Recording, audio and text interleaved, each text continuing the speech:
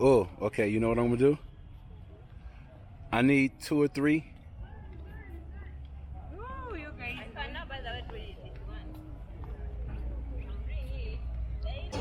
Hello, how are you? Good, how are you? By the name of Iona. Queen Iona is our patient. First runner-up Miss Tourism Style, and I'm Miss Congeniality and I'm Miss Tourism Dubai. Whew. What I can tell you is I stayed in East Africa roughly about 3.5 years, a little bit more. Um, I enjoyed it. I loved it. I miss East Africa like a husband misses his wife, like a wife misses her husband. I had a nice, great time preset. I had to learn how to do everything all over again. I had to learn the language.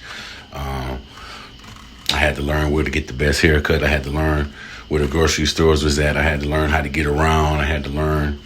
Had to make some friends, shake a hand, shake a hand, shake a hand.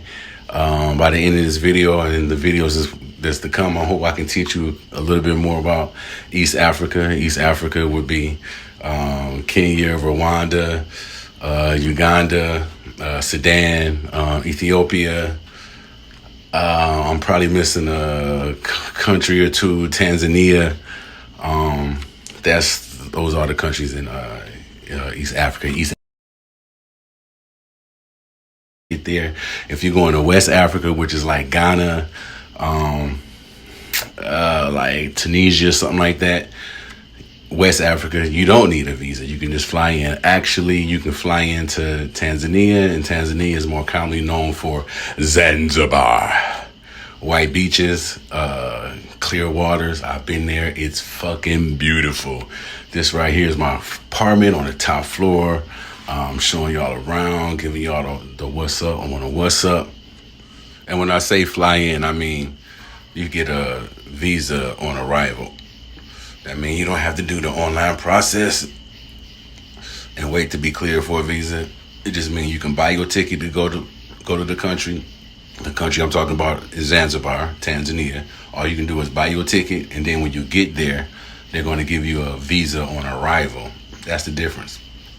Most countries you got to do the online visa before you go, and the visa got to be sent to you, and you download that shit, and then you take it as you travel.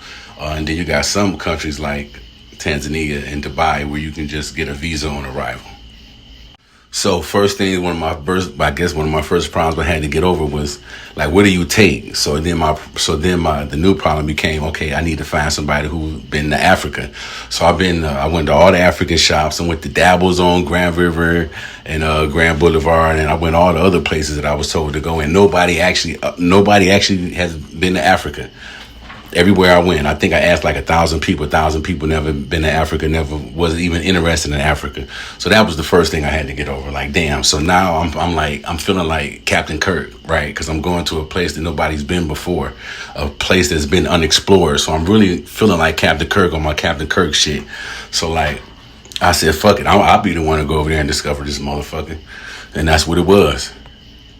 And one of the things I had to do mentally prepare is erase all the things that they told me about Africa since I was a child. The National Geographic books, the movies, the slave movies, and all this other stuff that they had demonized. I had to clear that shit on my head. Like everything that I ever saw about African culture, I had to just wipe that shit clean. I just meditated and I just wiped that shit clean because I just wiped that shit clean because you don't know you don't know what's acceptable. You a guest in somebody else's country, so you don't want to go there with ideas about just whatever it was in my head. I just felt it was best for me if I just erase all those images that I was taught since a little boy.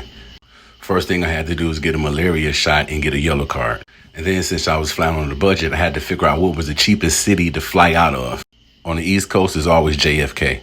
I had to learn how to catch connecting flights in other countries. I had to learn how to get to the gates quickly. I'm country hopping from Qatar airport in Turkey to Amsterdam to Kenya. And then I was flying in COVID, and COVID had flight restrictions of 72 hours. You had 72 hours to be where you needed to be or else. Doing this so much, I became an unofficial, official professional with traveling outside of the country. And just know I was leaving a country of access and going to a country with limited access. I was coming from a place of 24-hour restaurants and Walmarts to a place, oh, it's closed now.